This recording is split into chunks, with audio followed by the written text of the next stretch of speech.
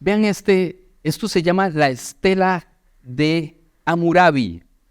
3 charlas que he dado yo, en cada una he mostrado una estela diferente. ¿Recuerdan? Sí. La estela de Menefta. ¿Cuál era la segunda? ¿Alguien se acuerda? No. La estela de el ángel de la muerte. Y 3, esta se llama la estela de Hammurabi. ¿Y quién era Hammurabi? ¿Alguien recuerda?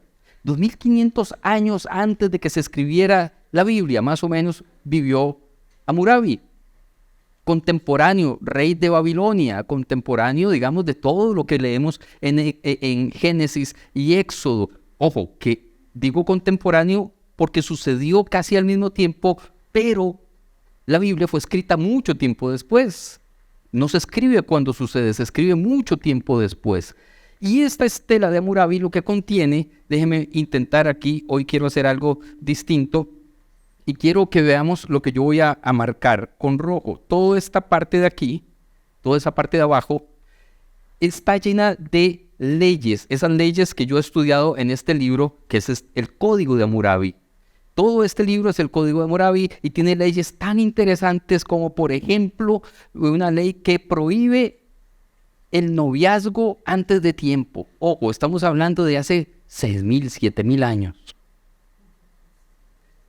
Y regulan el noviazgo, cómo tiene que ser el noviazgo, cómo debería funcionar un noviazgo. Había alguien que decía que el noviazgo no es bíblico, el noviazgo es absolutamente bíblico. Vemos casos en la Biblia de alguien que esperó 14 años para casarse con la que quería. ¿Quién era?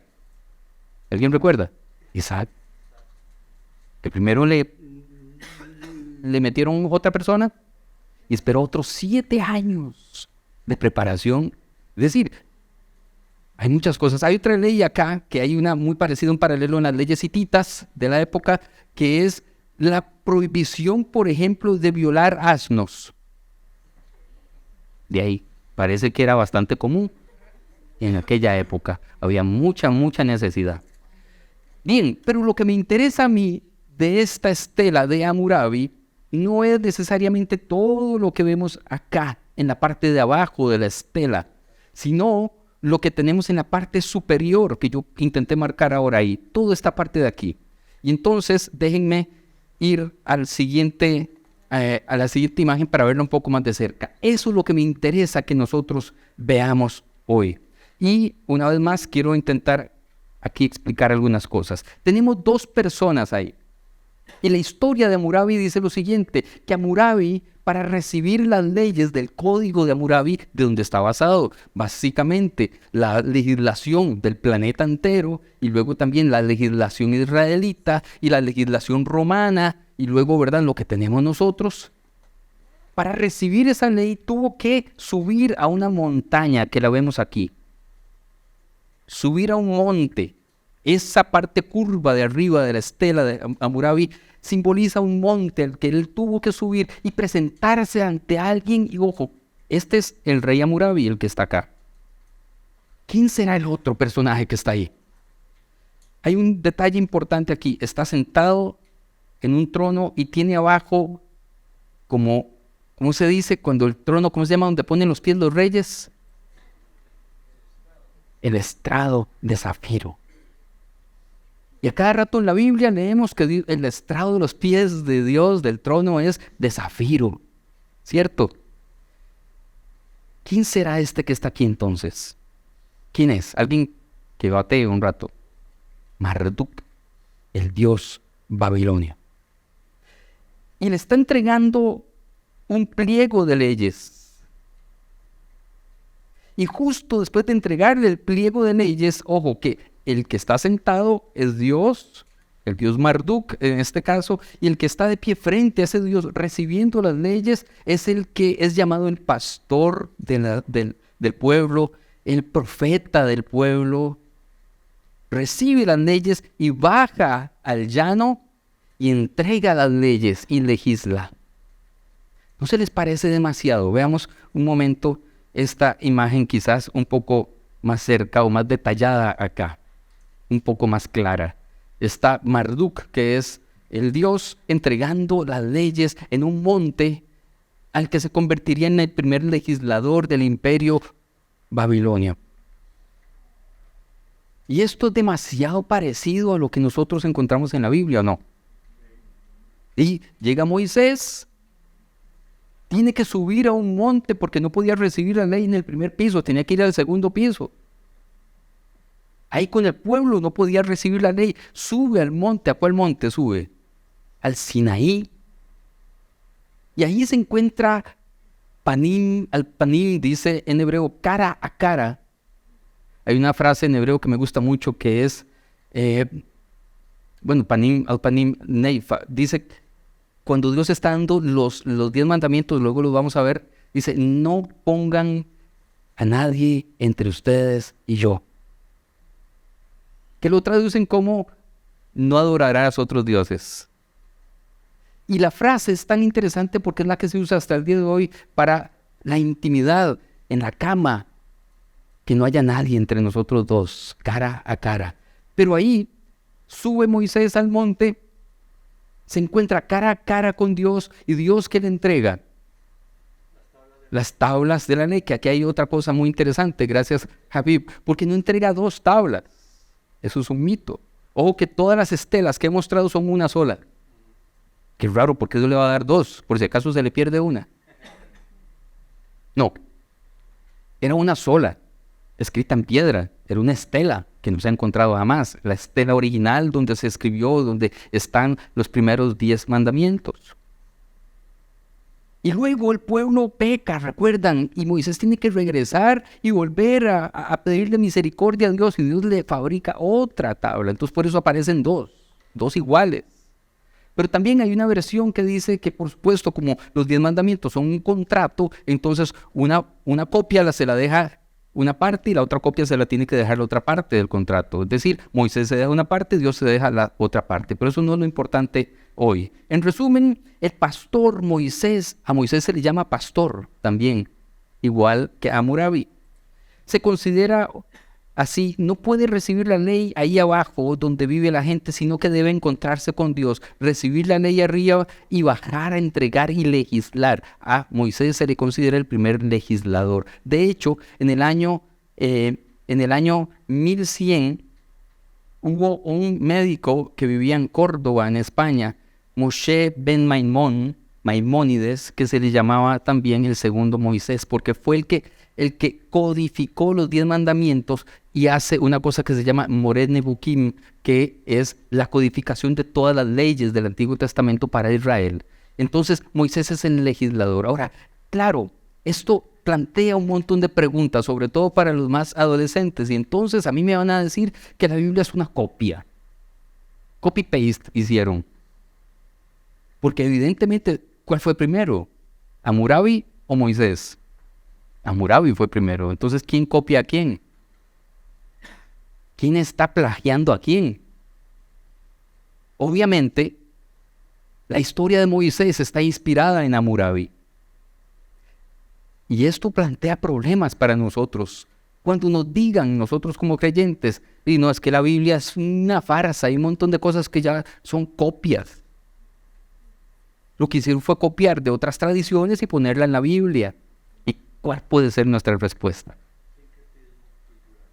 Acuérdense que, claro, el pueblo de Israel, y esto se está dando justo 3 meses después, ya lo vamos a ver en el texto bíblico, 3 meses después de haber salido de Egipto. ¿Y cómo era el pueblo de Dios en Egipto?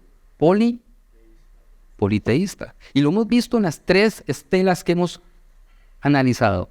El pueblo de Dios no es monoteísta desde el principio. De hecho, los 10 mandamientos es la primera vez que Dios les dice, tengan un solo Dios.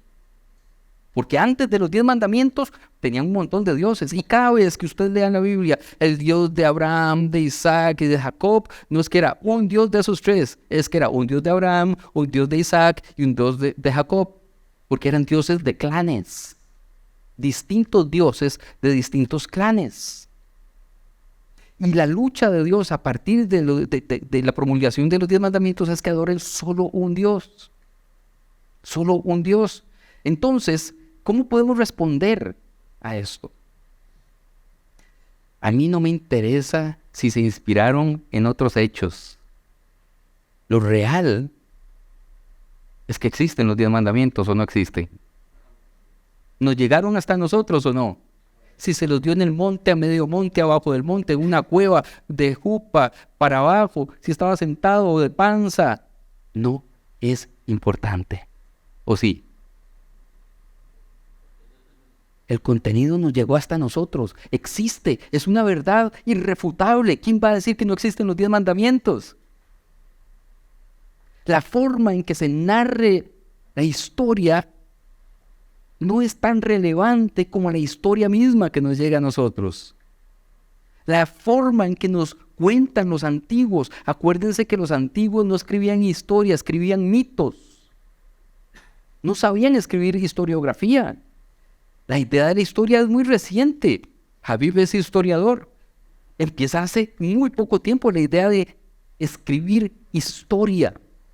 Lo que había antes eran narraciones épicas de los héroes grandes y de gestas increíbles. Y entonces ahí enmarcaban a Moisés como uno de estos héroes grandes que subió al monte, recibió las tablas y el monte humeaba y temblaba y bajaba y todo eso. Bueno, si sucedió, genial, y si no sucedió, igual los mandamientos los tenemos, ¿o no? Entonces no es tan relevante. Y si nos detenemos en esos detalles para desacreditar la Biblia, entonces estamos deteniéndonos en lo que es irrelevante, en lo accesorio, si echaba uno humo o no echaba humo. Es lo mismo con las iglesias, si levantamos las manos o no levantamos las manos, si nos persinamos o no nos persinamos, si hablamos en lenguas o no hablamos en lenguas. Si cerramos los ojos o no cerramos los ojos. Eso no es relevante, lo relevante es el contenido, ¿cierto o no? Entonces, quería empezar con eso. Ven el texto, dice, exactamente 2 meses, eran 2 meses después de haber salido de Egipto, solo 2 meses. Los israelitas llegaron al desierto del Sinaí, después de levantar campamento en Refidim, llegaron al desierto del Sinaí y acamparon al pie del monte Sinaí. Y ahí Moisés entonces se separa de su pueblo y sube a recibir los 10 mandamientos. Y aquí hay cosas muy interesantes en las cuales yo quiero detenerme un rato también. De hecho, voy a tener 2 ratitos de que ustedes puedan intervenir y hablarme y hacer algunas preguntas. Pero el texto bíblico narra exactamente lo que tenemos en el Código de Hammurabi. ¿Las leyes son distintas? Sí. Son otras. Pero la forma en que nos llega la narración es muy parecida. Entonces Moisés subió al monte para presentarse delante de Dios. Recuerden la imagen de la parte de arriba de la estela de Hammurabi. El Señor lo llamó desde el monte y le dijo, comunica estas instrucciones a la familia de Jacob. Anúncialas a los descendientes de Israel. Es la misma narración. Pero eso, como les digo, entonces no demerita ni la Biblia ni el mensaje que nos llega a nosotros. Y esto lo vamos a tener un montón de veces a lo largo de la Escritura.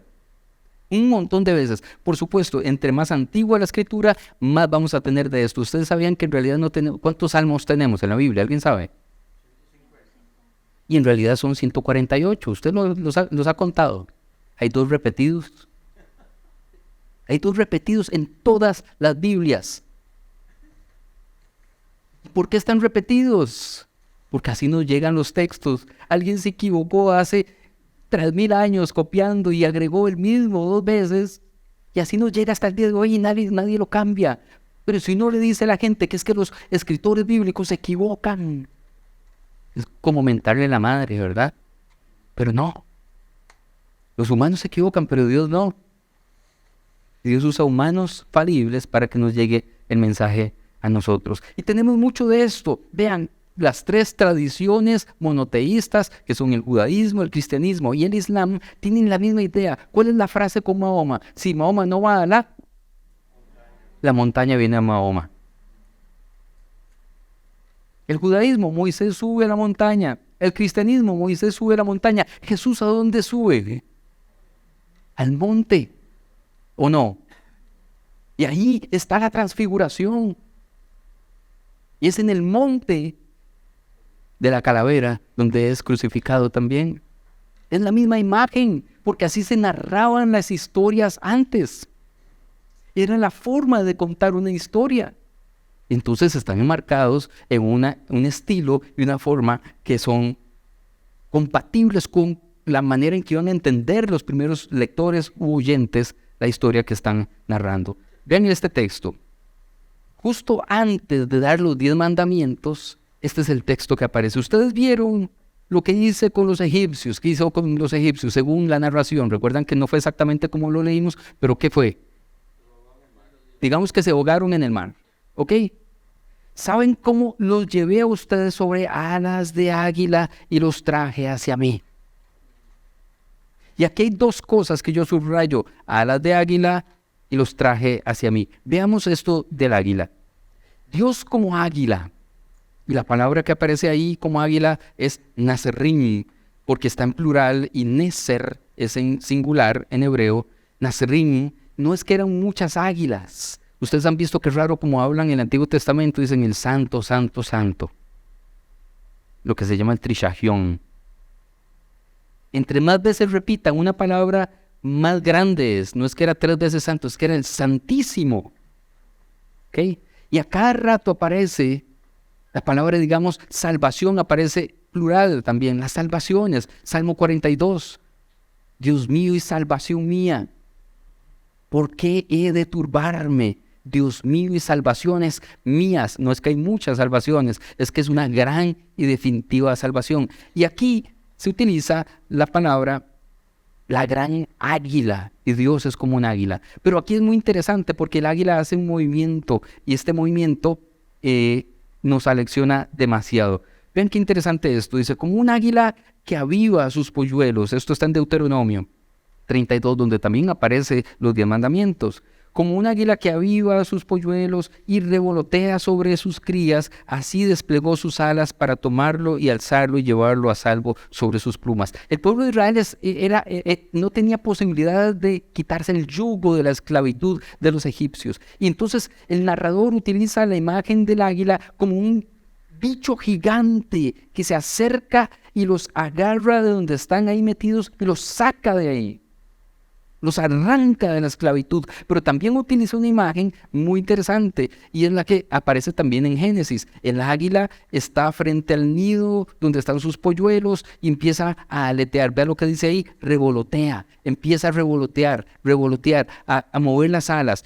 Esas águilas de ese lugar geográfico pueden alcanzar a veces hasta 4 metros de envergadura. 4 metros es más o menos el doble de esto que tengo acá, un poco más.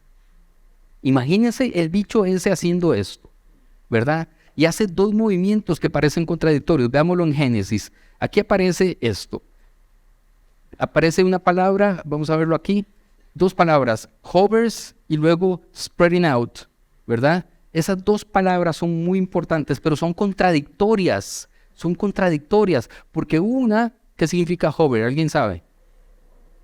Es como lo que hacen los drones, ¿verdad?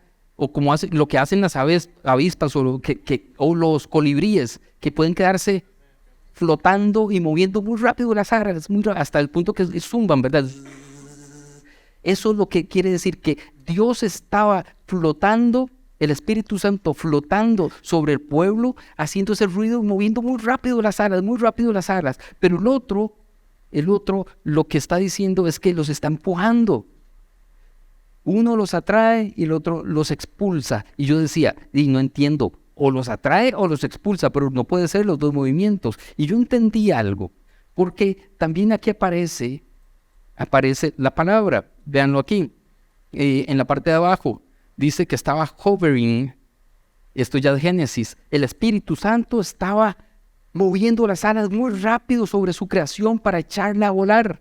Les voy a explicar qué es lo que estaba sucediendo ahí, porque siento que me está costando llegar al punto. En los 3 textos, el de Éxodo, cuando Dios está sacando al pueblo de la esclavitud, el de Deuteronomio, cuando está dando los 10 mandamientos, y el de Génesis, cuando está creando el universo, aparece la misma expresión de Dios como un águila que mueve sus alas muy rápido sobre su creación. mueve sus alas demasiado rápido. Y lo que hacen las águilas es que esperan que sus polluelos ya estén suficientemente grandes y ya no caben en el nido y no quieren volar porque están muy cómodos ahí, ¿cierto? Pasa mucho con los hijos que se quieren quedar mucho tiempo en el nido. Y el águila lo que hace es empezar a mover sus alas de la forma más rápida y más poderosa para empujarlos, para que el viento que genera sus alas haga que se caigan y aprendan a volar.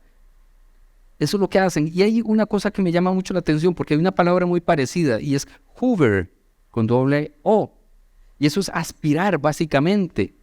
Aspirar. Entonces yo para memorizarlo utilicé las dos palabras, hover y hoover. Primero empuja y sopla y luego succiona. Sopla y succiona, sopla y succiona. Y cada vez que mueve sus alas, empuja pero los vuelve a traer. Empuja y los vuelve a traer. Eso es lo que nos está diciendo el texto bíblico. Ya les voy a explicar un poco más qué tiene que ver esto con nosotros y por qué es tan importante. Porque el texto bíblico al final, bueno, eso es lo que hacen los drones. Los drones para poder mantenerse estables soplan y succionan las dos cosas al mismo tiempo. De hecho aquí tengo esto. Lo que hace que se mantengan estables es succionar y soplar, las dos cosas al mismo tiempo. Y esa es la misma palabra que aparece en la Biblia, que es lo que hace Dios con nosotros, o que es lo que hizo con el pueblo de Israel, o que hizo el Espíritu Santo con la creación. Sopla y succiona. Y vean el texto bíblico, dice, ustedes vieron lo que hice con los egipcios, saben cómo los llevé a ustedes sobre alas de águila y los traje a mí. Esa es la segunda parte. Primero los empuja y son libres. Y luego los atrae hacia él. Primero sopla y luego succiona. Sopla y succiona. Repasemos la historia. Está el pueblo en Egipto siendo esclavo. Y Dios es el que los libera, ¿cierto? Dios es el que los libera. Los saca de ahí. Los empuja hacia afuera. Pero luego llega un momento y los confronta en el monte, ahí donde Moisés está recibiendo las leyes, y les dice, si ustedes quieren ser mi pueblo, entonces estas son las condiciones. Y los atrae hacia él. Primero los libera, luego los atrae. Primero los libera y luego los atrae. Eso es lo que hace con nosotros. Primero nos hace libres. Y luego nos dice, bueno, ya usted es libre. Y a partir de aquí usted puede escoger. Puede seguir su camino o puede pertenecer a este club, a esta familia. Y hay condiciones maravillosas para eso. Y me gusta mucho el poder que tienen estas palabras, porque lo primero que Dios hace es liberarnos. Ojo, el pueblo de Israel está al pie del monte Sinaí, y son esclavos o son libres. Pero todavía no están siguiendo a Dios. Todavía no han firmado el pacto. Todavía no son seguidores de ese Dios. Todavía son politeístas. De hecho, hacen un becerro de oro. Y lo hace el hermano de Moisés, Aarón. De tal manera que la primera cosa que hace Dios con ustedes es darle libertad. Sin compromiso alguno, porque el pueblo de Dios pudo haber dicho, sí, bueno, gracias pura vida por el hecho de liberarnos, pero nosotros vamos a seguir adorando a todos los dioses. ¿O no? Pudo haber dicho eso era lo que Dios les estaba poniendo en las manos. Ya ustedes son libres, los traje aquí, los atraje aquí, los liberé. Ahora están estas condiciones, esos son 10 mandamientos. ¿Quieren hacer este pacto conmigo? Y entonces algo interesante antes de continuar con el texto allí, es que Dios utiliza o se describe a Dios como un águila, pero algo muy extraño y muy llamativo es que el águila es impura para los judíos. Es un ave impura, dice Levítico 11:13, de las aves no deben comer las siguientes. Al contrario, las deben considerar animales despreciables. Al águila, el quebrantahuesos, saber que igual es el chupacabras. El águila marina, el águila era impura y Dios toma forma al punto, antes de dar los 10 mandamientos, a la hora de liberar al pueblo, toma la forma de algo impuro. ¿Por qué? ¿No se les parece lo que hizo Jesús? Que estaba en el trono y tomó forma de algo impuro, de un hombre, de un ser humano. El águila es considerada impura porque es carroñera. Y los judíos, en la legislación judía, no comen nada que sea carroñero.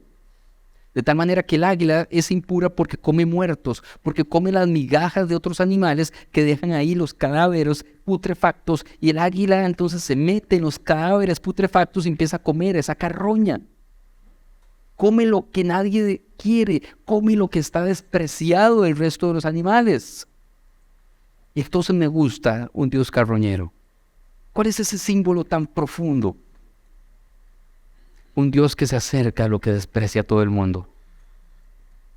Un Dios que se revuelca con el que han despreciado todos los demás. Que se hace uno, que baja. Ahí donde huele feo. Ahí donde está podrido todo. Ahí donde hay carroña. A Él le encanta el trabajo de juntarse con lo que la gente señala como despreciable, impuro, carroña. ¿Era lo que hacía Jesús o no? Esto es muy poderoso. Este no es un Dios elitista. De hecho, un día quiero hacer una serie de charlas sobre el Apocalipsis, sino sobre Isaías. Isaías tiene 50 largos capítulos, son 65 capítulos en total, ¿verdad, Isaías? 50 largos capítulos donde el narrador dice, el alto y sublime, Dios, el alto, el Elión, el Altísimo. Pero en el capítulo 50 hay un cambio radical que no sé por qué sucede. Y de repente dice, desciende al que está quebrantado y contrito de corazón. Ese alto y sublime, a la gente le encanta predicar del alto y sublime, intocable, lejísimo, o sea, el que estaba ahí en el templo, en el lugar santísimo, y solo pueden entrar los sumos sacerdotes allí. Pero la Biblia nos enseña que no, que ese Dios carroñero desciende y dice, Dios no rechazará a aquel que tenga un corazón contrito y humillado, quebrantado. Y es que yo me imagino, de hecho, ese texto de Isaías, me estoy adelantando una serie completa, dice que llega y habita con el que tiene el corazón pulverizado, dice Isaías, habita con. No es que llega de paseo a visitar a la persona triste y contrita, es que habita con. El dolor, el problema, dice un amigo mío, el problema del dolor es que el dolor duele. Pero llega de improviso, ¿verdad?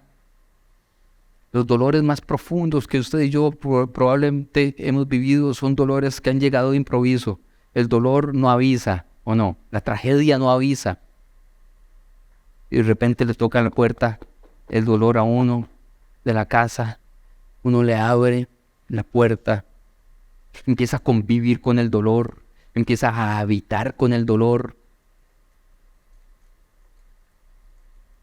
Recuerdo una vez que fui a visitar a una persona que estaba deprimida para orar por ella y cuando entré a la casa casi me vomito.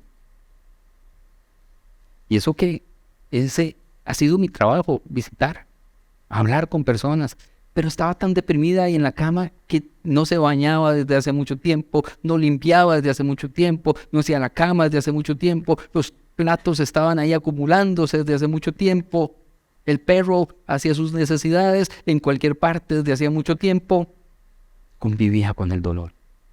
Pero dice el texto de Isaías que ese Dios carroñero le encanta también tocar la puerta de esas condiciones del ser humano y decir, ojo, vengo aquí, no vengo de visita, vengo con la mochila para quedarme.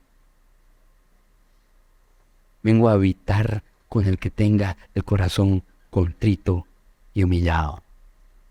Por eso me encanta la imagen de Éxodo del águila que está interesada en la carroña. Y el pueblo de Israel era el pueblo despreciado de todas las naciones. Era el pueblo más humillado de todos. Era el pueblo más perseguido de todos. Era el pueblo más esclavizado de todos. ¿Y a quién escoge Dios para empezar su obra entonces? Al más despreciado, al más dolido, al más herido. El Dios carroñero escoge a los más pequeños, a los humillados. En la teología posterior se elaboraría esta idea como la opción preferencial de Dios por los pobres. Dios siempre va a hacer primero todo lo que hace por aquellos que están rotos, por aquellos que están despreciados, por aquellos que están solos, por aquellos que están humillados. Y los privilegiados tendrán que esperar. Ese es el Dios carroñero. Ahora bien, si me obedecen y cumplen mi pacto, ustedes serán mi tesoro especial. También subrayo eso. Entre todas las naciones de la tierra, porque toda la tierra me pertenece. La palabra en hebreo es segulá. Segulá. Segulá es una caja, un cofre, un cofrecito donde las mujeres guardaban la herencia, la joya más preciada que había sido heredada generación tras generación, tras generación, tras generación. Ese cofrecito se llama segulá. Segulá. Y cuando Dios está escogiendo ese pueblo humillado, le dice, si ustedes hacen este pacto conmigo, ustedes van a ser mi tesoro. Pero no solo el tesoro, sino que los voy a guardar en el cofre más especial de todos. A mí no se me va a caer eso de las manos. A mí nadie me va a robar eso. Eso está más vigilado y más chineado y más cuidado porque es lo más importante, lo más preciado de todo. Haré lo que sea para cuidar de eso. Segulá. Eso es lo que le dicen también los judíos hoy en día en una palabra bien romántica. Atá asher segulá. Usted es mi tesoro. Usted es mi tesoro.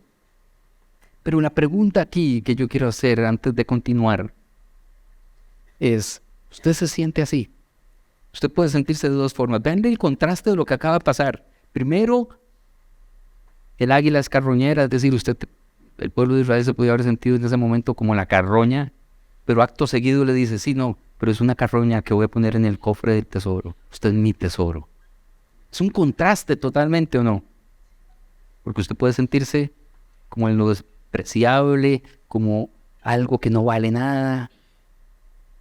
Pero en el momento que hacemos el pacto con Dios y llegamos a sus manos, entonces somos su tesoro. El problema es que no nos sentimos como un tesoro, seguimos sintiéndonos como humillados, seguimos sintiéndonos como lo que no vale, seguimos sintiéndonos como despreciados, seguimos sintiéndonos como la carroña. Y no vivimos como escogidos, como tesoro, como redimidos, como libres.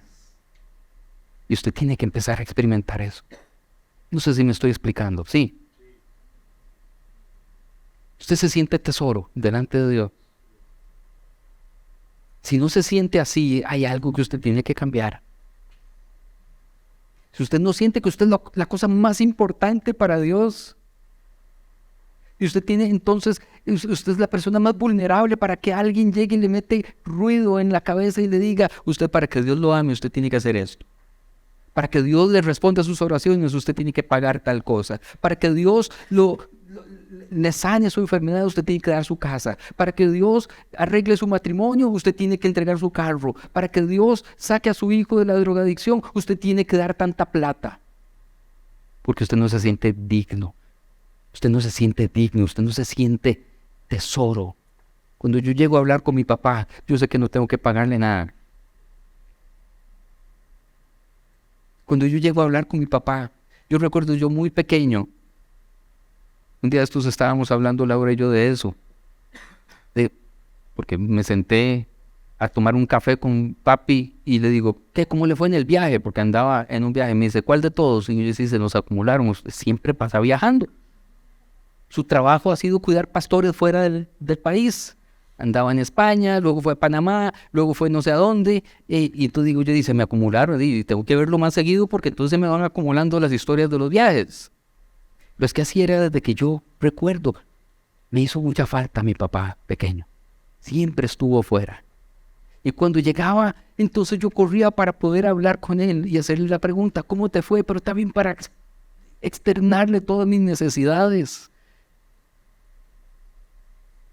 Y él entonces sacaba el tiempo. Gratis.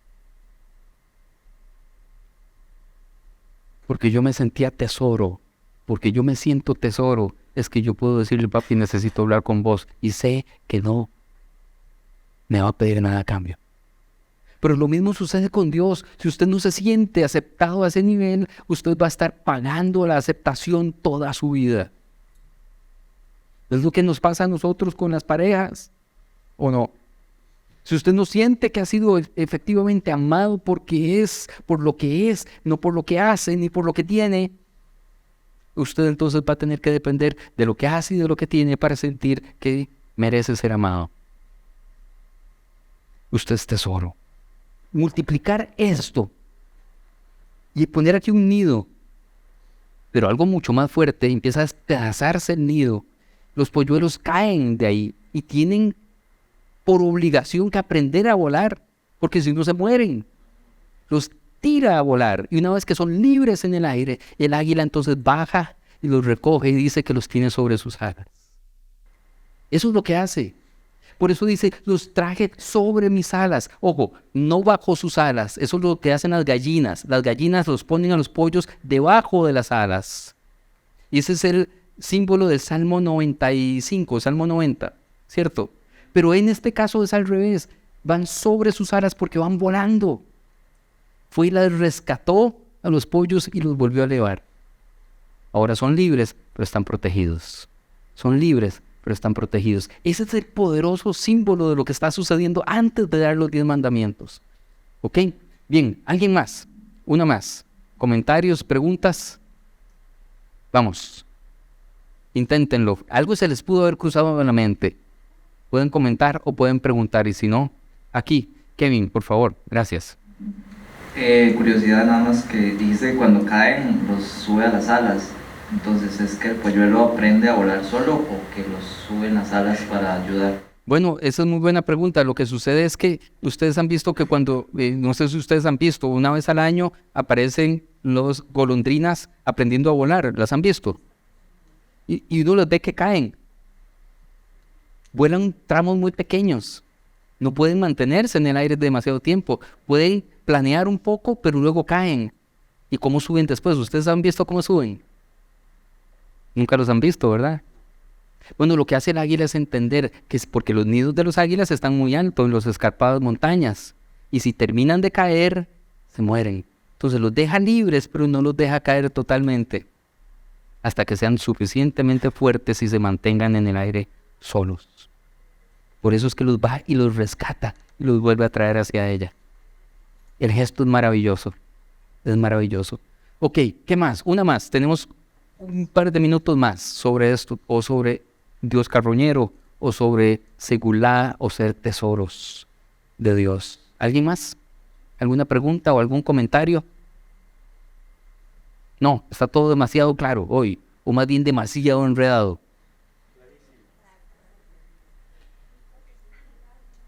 Ok, ¿alguien quería preguntar? Sí, bueno, ahí hay una. Gracias. ¿Cuál es la historia de hoy? No, tampoco me grite, ¿verdad? Más respeto, más respeto. ¿Cuál es la historia de lo que pasó con la tabla en la que se escribieron los 10 mandamientos y qué se dice de por qué nunca se encontró? Y también he escuchado algo sobre el Arca de la Alianza, que era lo que contenía la tabla y qué pasó. Es totalmente así, usted misma ha respondido, pero gracias por la pregunta. En el Arca de la Alianza hay maná, hay la tabla de la ley, y hay el cetro de Aarón, o la vara de Aarón. El Arca de la Alianza es un misterio. Ustedes pueden ver un montón de documentales y reportajes súper interesantes. Hay alguien que afirma que ya la encontró y está justo debajo de la mezquita que está en el monte de la explanada de las mezquitas en Israel, pero está en propiedad palestina. Porque el templo tenía unos pasadizos por debajo, ¿verdad? Y ustedes pueden buscarlo, pero eso es una hipótesis. Nadie ha encontrado el Arca de la Alianza. Solo Indiana Jones. Solo Indiana Jones la encontró. Pero le fue mal. Le fue mal. Entonces, no lo sabemos. A mí me fascinaría que lo encuentren. Yo soy el más, ¿verdad? apasionado por esto, ojalá lo encuentren, pero no se ha encontrado. Entonces, la piedra, la estela donde están las 10 palabras, porque realmente no son mandamientos, donde lo que se dice que son 10 palabras que Dios nos da a nosotros para ser libres, eso está en el Arca de la Alianza y esa cosa no se ha encontrado nunca. Entonces habrá que esperar que alguien lo encuentre. ¿Ok? Bien, son las... ¿Qué hora es? Alguien que me diga. 12:02, tenemos que ir aterrizando justo en este momento. Yo les prometo entonces que de hoy en 8 vamos a hablar de cada uno de los 10 mandamientos. Si usted me lo permite, vamos a extender esta serie un domingo más para poder abarcar hasta los 10 mandamientos y entenderlo. De tal manera que también, si ustedes quisieran ahondar un poco más en esto, pueden leer el libro que yo muy humildemente les ofrezco, que se llama Libre, Tener Fe y No Morir en el Intento, donde hablo de todo esto con un poco más de profundidad. Pongámonos de pie, por favor. Vamos a orar esta mañana.